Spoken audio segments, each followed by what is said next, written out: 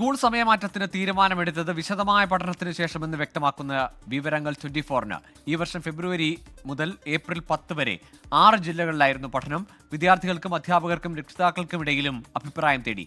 ഭൂരിഭാഗം രക്ഷിതാക്കളും സമയമാറ്റത്തെ അനുകൂലിച്ചു. വിദഗ്ധ സമിതി റിപ്പോർട്ടിന്റെ പകർപ്പ് 24 ലഭിച്ചു. 24 എക്സ്ക്ലൂസീവ്. ഈ വർഷം ഫെബ്രുവരി മുതൽ ഏപ്രിൽ 10 വരെയാണ് സർക്കാർ നിയോഗിച്ച വിദഗ്ധ സമിതി പഠനം നടത്തിയത്. ഭൂമിശാസ്ത്രവും സാംസ്കാരികവുമായ സാഹചര്യങ്ങൾ പരിഗണിച്ച് 6 ജില്ലകളിലായിരുന്നു പഠനം.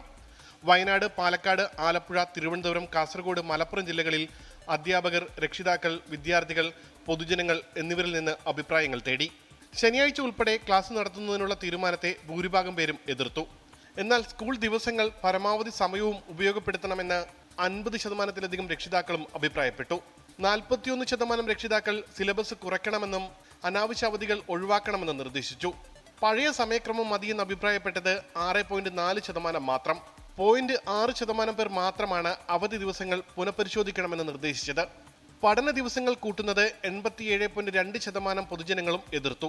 819 അധ്യാപകരിൽ നിന്നും 520 വിദ്യാർത്ഥികളിൽ നിന്നും 156 രക്ഷിതാക്കളിൽ നിന്നും സമിതി അഭിപ്രായം തേടി. 4490 പൊതുജനങ്ങളിൽ നിന്നാണ് നിർദ്ദേശങ്ങൾ സ്വീകരിച്ചത്.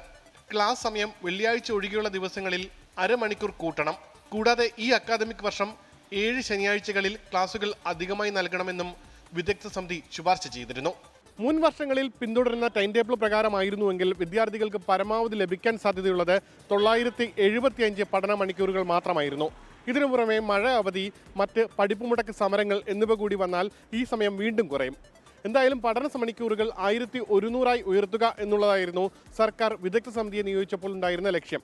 വിശദമായ പഠനം നടത്താതെയാണ് ക്ലാസ് സമയത്തിൽ മാറ്റം വരുത്തിയത് എന്നുള്ള ആരോപണങ്ങൾക്ക് കൂടിയാണ് ഈ റിപ്പോർട്ട് പുറത്തു വന്നതോടുകൂടി ഇല്ലാതാകുന്നത്.